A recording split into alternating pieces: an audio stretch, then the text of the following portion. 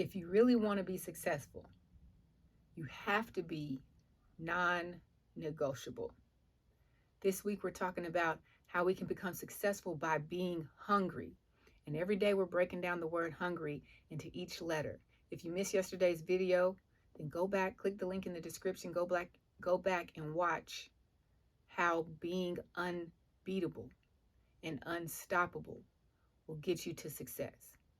So this morning, as my kids are eating, they've already eaten their bowl of oatmeal. They've been outside to play. And then they came back in for a little pre-nap snack.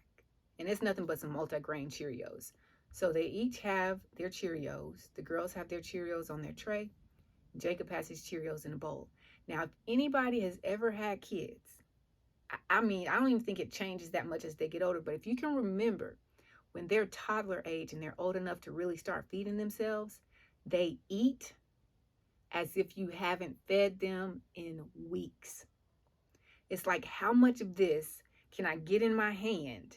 And then how much is in my hand can I fit in my mouth at one time? Like, it's just grab and then stuff. That's exactly what Jacob does all the time. The girls do it sometimes with certain things. But Jacob, if it's something like popcorn or Cheerios or Chex, he's grabbing as much as he can fit in his little hand. And then he's trying to stuff as much of it in his mouth. And so I'm trying to train him and teach him that you can't just put a fistful of food in your mouth. You can, but it's not good table manners. Like, you're not a wild animal. You're a little tamed at this point. So I tell him, no, Jacob, don't put all of that in your mouth.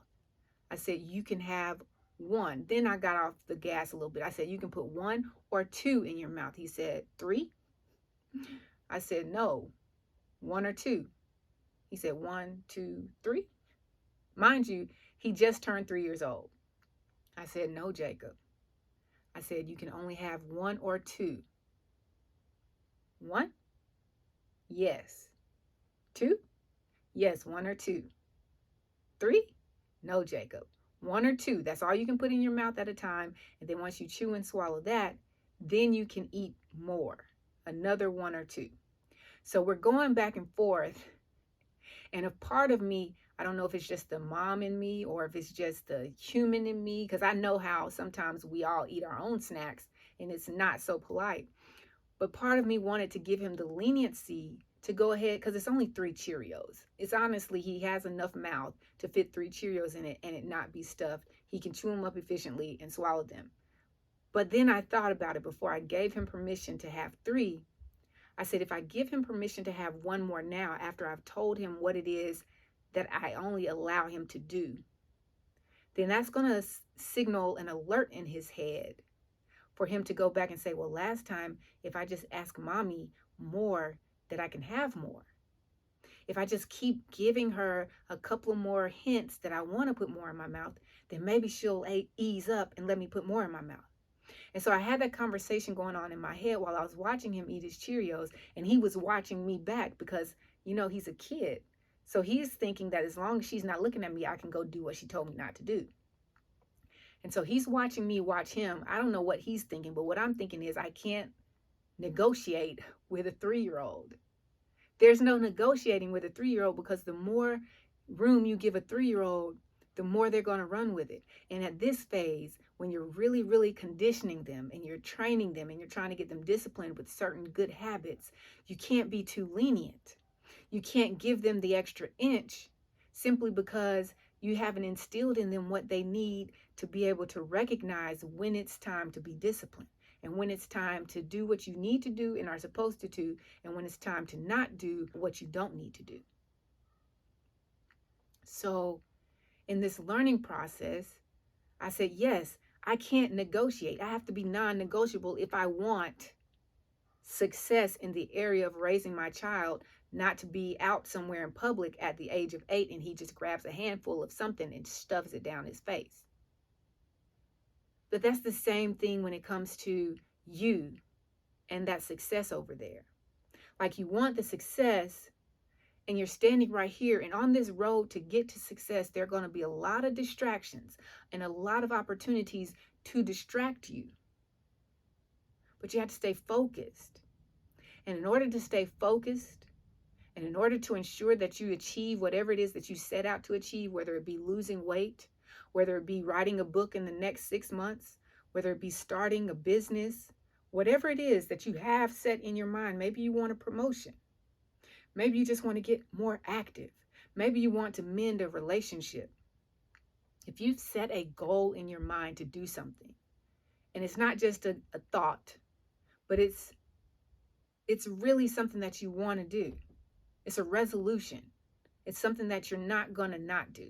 It's a must. You commit to yourself that I'm going to get this done no matter what. If you set that goal, that standard, that resolution for success, then guess what? You have the responsibility of being non-negotiable with yourself. Because it's so easy for us to tell someone else not to do something that we know they shouldn't be doing. But then when it comes to time for us to apply it to our own lives, we start thinking like, well, I know better, so I can just let that slide.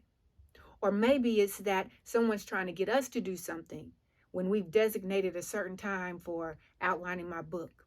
I've designated a certain time for going over my budget. I've designated a certain time to exercise. I've designated a certain time to map out my business plan.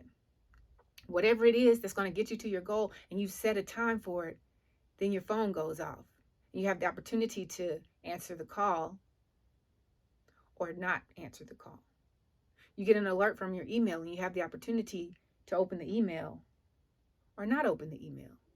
Or you get a ding because you still have your notifications on for social media and someone commented on your post and you have the opportunity to go read the comment or not read the comment. It's the little things in life that if we slack up on and we negotiate with, they add up to the bigger things. You don't achieve a goal by the big mountainous movements of progress.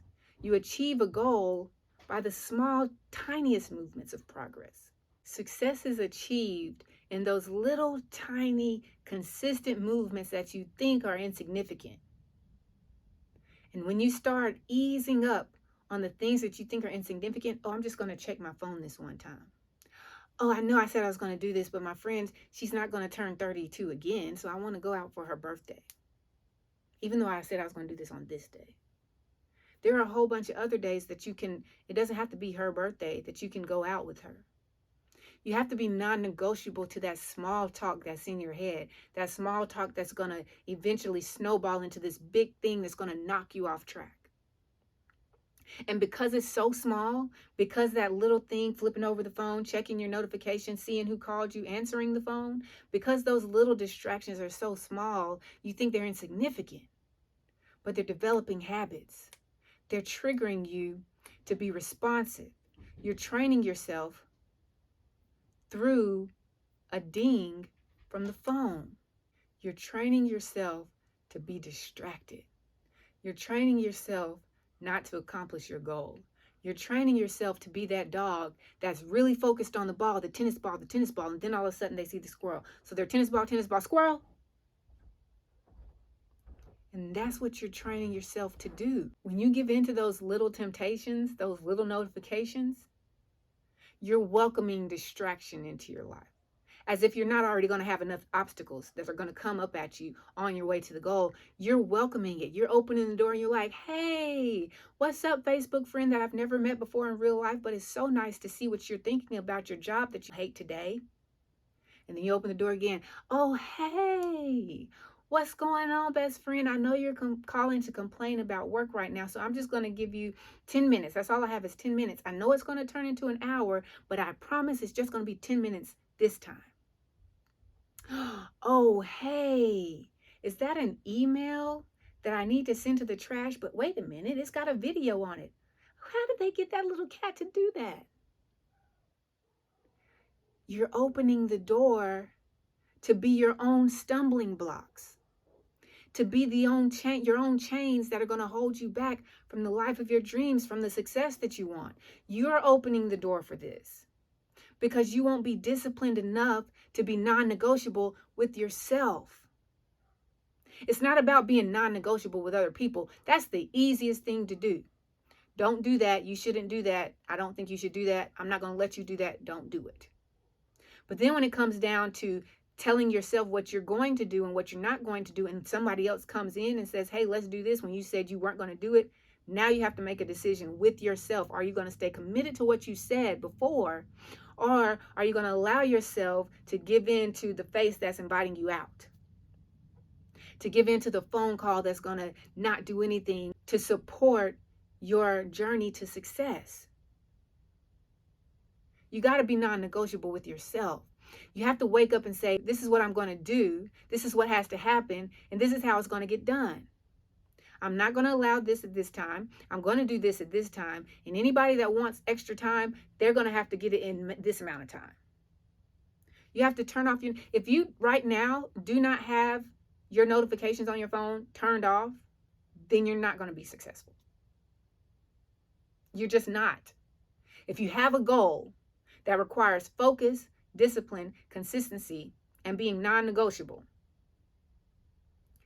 then your notifications have to be turned off. Because as soon as you get in the flow of that thought that's going to help get you there, as soon as you get in the flow of that action that's going to help get you there, as soon as you get in the flow of that affirmation that's going to help get you there, somebody's going to call. Somebody's going to send you a text message. Somebody's going to tweet you, Facebook you, Instagram you, TikTok you. Somebody's going to send you stuff that they've wasted their time watching just so that you can waste your time watching it, knowing that it's not going to help you get to your goal. You don't need to know, like, whatever happens while you're on your phone or while you're not on your phone, whatever happens while you're focused on what you need to be doing, guess what? It's already happened. And whatever happened, you can't do anything about it anyways. So you might as well put it off on the back burner, put it off on hold. And then once you have completed everything that you've set for yourself for the day, for the week, for the month, then you can go pick it up and say, okay, hey, what happened? What I missed? If you're even interested. But I guarantee you, if you do something consistently enough that's going to get you closer to your goal, and you see that the actions you're taking are getting you closer to your goal, you're going to want more of the non-negotiable actions that get you closer to your goal and less of the distractions and the tasks that are going to keep you back. You got to be non-negotiable. You can't want to be full of success and you're stuffing your face with Cheerios of distractions. And some of y'all don't get it. It's a reference. My son, Cheerios, you know. Okay, whatever. It's okay. Some of y'all do get it. Some of y'all are parents and kids will do it. You have to be able to, just as firmly as you tell your child, don't do that. You have to be able to firmly tell yourself, no, don't pick up that phone. No, don't leave your phone on notifications allowed, ringing, vibrating. Some of you will be like, well, I got my notifications turned off. My phone's on silent, but you still have the vibrate on. You know, vibration is a notification like, hey, I'm vibrating because there's something going on over here that somebody else wants you to see or hear about. Put it on do not disturb and put it on vibration mode. If you have so many responsibilities that you can't do that for an entire day, then the time that you set out, the 2 hours, the 4 hours that you set out in your day, whether they're all at once or they're segmented throughout the day, your phone should be on do not disturb. And if you need your phone to help you get to whatever it is that you're trying to go, maybe you've got to look up stuff on your phone, maybe you've got to research stuff, I don't know, whatever you need your phone for, your notification has to be turned off for the banners. You know, because you can turn your phone on silent and no vibration, and you still have the banners popping up. So it's still a distraction. And if you're on your phone and the badge pops up, then you're like, okay, well, what do you want to talk about at this time? And down the rabbit hole you go. Why did they send me this message on? I hadn't heard from you in years. And down the rabbit hole you go. So if you truly want what it is you say you want, maybe you want to lose weight. And you're like, I don't need to turn off my phone to lose weight. I just need to go to the gym and do it. Yeah, you do. And guess what? While you're at the gym, you don't need to be walking on the treadmill on your phone, because the energy and the attention that you're giving to your phone is the energy and attention that you need to be using to up your speed on the treadmill. But you slowing down and putting it on flat because you got to make sure that you can walk and hold on to the treadmill and talk on the phone like you're really doing something. Put the phone down. Just for an hour, just for your own success. Is your success not worth the momentary silence? The moment of You not being reachable by the whole outside world, is your success not worth that to you? Because I guarantee you, if you look at the lives of the people that you believe are successful, and they truly are successful, that means that they're doing exactly what they said they wanted to do, and they're doing it greatly. They have a filter on their phone. If it's not a conversation that's going to promote them or help them grow or inspire them or motivate them to get somewhere, they're not answering the call. If it's not a text message that's sending them a link to a video that's going to show them exactly the steps that they've been missing to get to where they were trying to go next, they're not going to open the text message. And they're not going to have notifications turned on every social media site for when someone comments, likes, and shares their post or story or message. You got to be non-negotiable with yourself if you really want that life that's over there waiting for you. You got to be hungry enough to eat only what is going to get you there. Like an animal in the wild is hungry. A lion is hungry. Like, have you seen a hungry lion? I don't want to see one up close because I'm going to be a snack. But the lion is hungry and it eats meat. But it never gets so hungry that it eats grass. Even though it's watching the food that it eats, it's watching it eat grass. The food that the lion eats is eating grass his whole life. The zebras, the elephants, the gazelles, the antelope, they're all eating grass. And then the lion goes to eat the antelope, the gazelle, the elephant, or the zebra. But regardless of how hungry it gets, how starving it is, it doesn't stop going after what it knows is going to help its body reach the energy level and the potential and the lifespan that it's trying to reach and go eat grass, even though it sees other animals doing it. It stays focused on what it knows is suited for what it's trying to accomplish.